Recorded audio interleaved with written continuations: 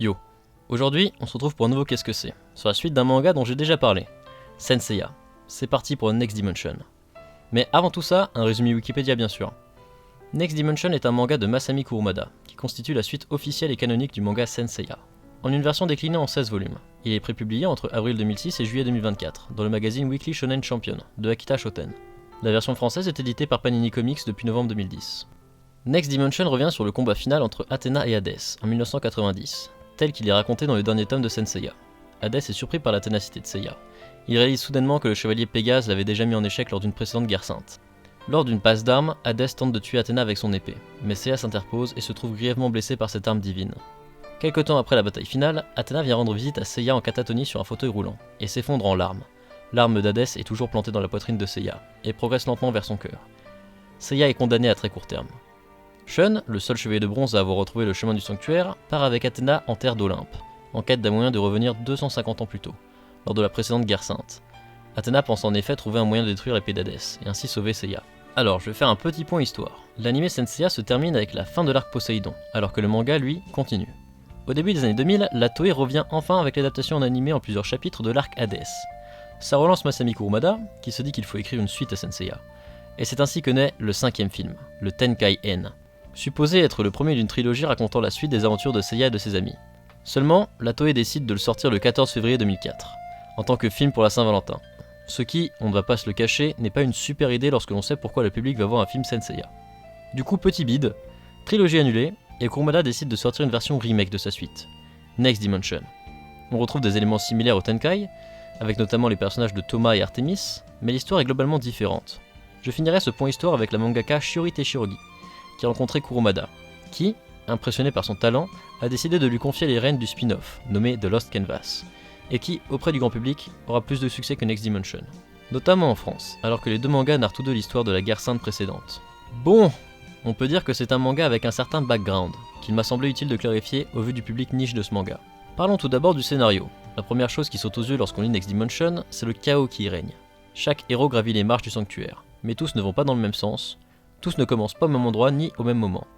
Plusieurs combats se déroulent en même temps, et si tu rajoutes à ça que certains combats se passent dans le présent et d'autres dans le passé, et que tu rajoutes encore les flashbacks et les liens compliqués entre les personnages, ça devient vite un gros bordel, qui parfois peut être étouffant, surtout que 90% d'histoire se passe au sanctuaire, ce qui donne l'impression d'un huis clos. Il faut savoir aussi qu'on a eu 16 tomes en 18 ans, et c'est pas des gros tomes, donc la lecture et la compréhension de l'histoire, par moments, a été difficile. Pour comparer, à l'heure actuelle, ça ressemble dans une moindre mesure à l'arc actuel d'Hunter x Hunter. Beaucoup d'informations et de mystères pour un rythme de parution compliqué. Toutefois, ce chaos fait énormément sens avec le thème majeur de la série. L'influence des dieux sur les hommes, la responsabilité qu'ont les dieux et les catastrophes causées par Athéna.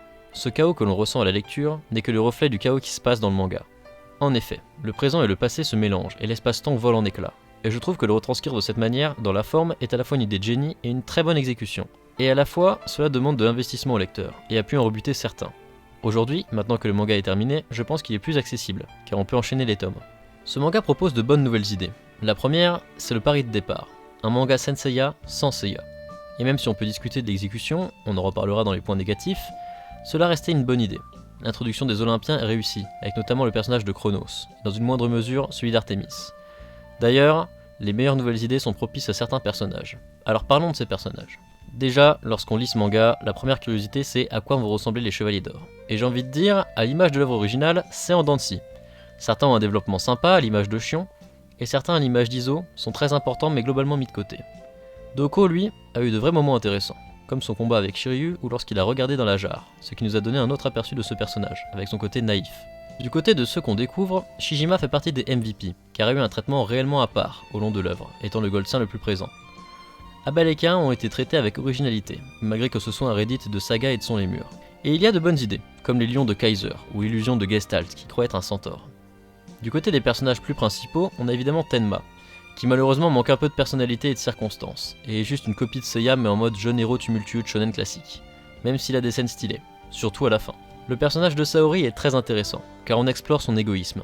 Elle est prête à mettre le monde entier en péril en foutant en l'air l'espace-temps juste pour sauver Seiya. Et le fait qu'elle se retrouve enfermée dans son corps d'enfant, c'est pas juste un moyen de la nerf, ou une énième méthode pour qu'elle soit la meuf à protéger. C'est une métaphore du fait que cette histoire est juste le caprice d'une déesse qui fait d'elle une grosse gamine, qui menace l'espace-temps. Du côté des bronzes, on peut parler de la loyauté de Shun pour la princesse. qui est le seul saint qui semble être encore en lien avec Saori, et qui devient une sorte de mentor pour Tenma. La force d'Ikki qui pop tout seul dans le passé et met des branlées, mais encore une fois c'est Ikki donc rien de nouveau.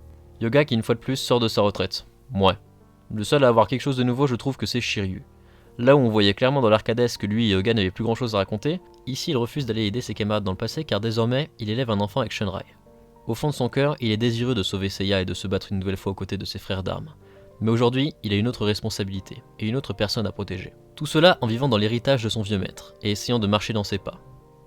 Bien évidemment, comment parler des personnages sans parler des deux MVP, Odysseus et Suikyo. Dans un premier temps dans l'histoire, le spectre du Garuda, un des trois juges des enfers, est incarné par le traître Suikyo. Celui-ci fait face à ses anciens alliés, et semble être venu pour prendre la tête d'Athéna, mais on se rend vite compte qu'il agit dans un autre but.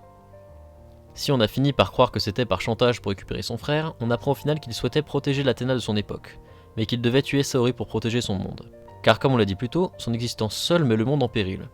En clair, il est montré que tuer Saori est la bonne chose à faire au final.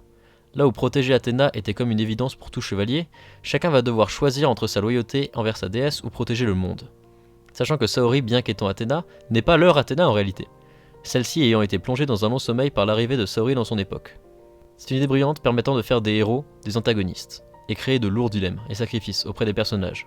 Et c'est là qu'intervient le 13e chevalier d'or, Ophiuchus, qui a pris le corps d'Ulysse, allié des Goldes, afin de devenir une entité millénaire, piégée dans les enfers. Asclepios. Ses motivations et actions sont ambiguës, mais il permet, au travers de son ascension, d'étoffer le passé des Goldes, et terminer en apothéose, s'imposant comme la menace finale. Tout ça c'est stylé, et ça donne envie. Mais la série, on va être honnête, a quelques points négatifs. Tout d'abord, du côté histoire, il y a des choix vraiment dommages. Par exemple, Ikki promet de tuer Athéna pour pouvoir continuer son ascension, et au final ça sert pas à grand chose.